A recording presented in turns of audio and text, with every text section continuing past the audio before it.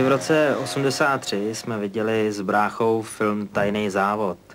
Na základě tohohle filmu vznikl náš tajný závod, ale protože nikdo z nás Ferrari ani Kobru neměl, tak jsme jeli na tom, co bylo po ruce.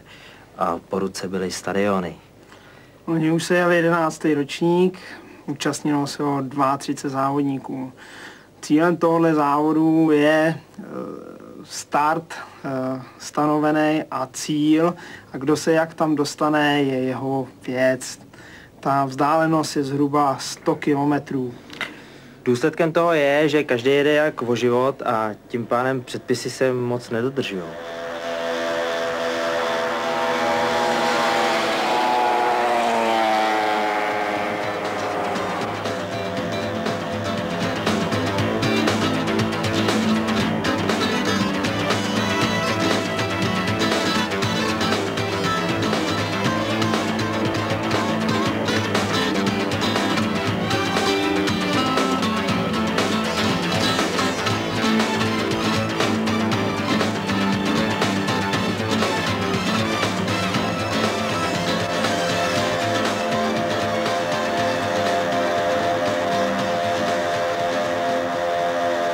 Průměrná rychlost vítěze dosáhla už téměř 70 km rychlosti, protože mopedy už nám jedou téměř 100 km hodině. Nejdůležitější je průjezd Prahou. Na červenou nikdo nestojí, protože červená to jsou vteřiny, které v cíli chybějí a jak říká brácha, barva není zeď.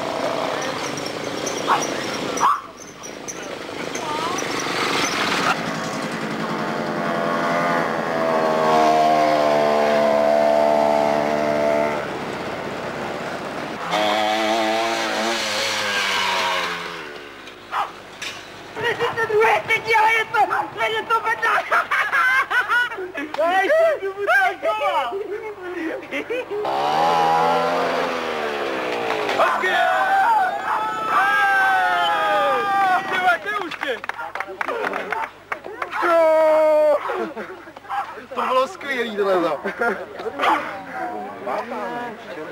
Šestá. Hned po Těleškovový. Ahoj.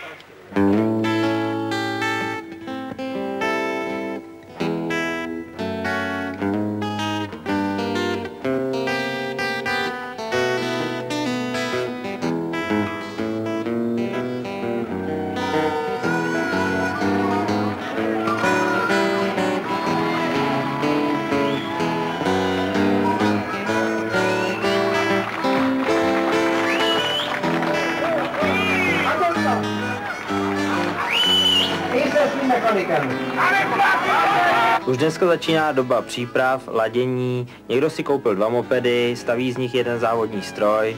Protože za 3 měsíce už startuje nový ročník Race of Champions 1995.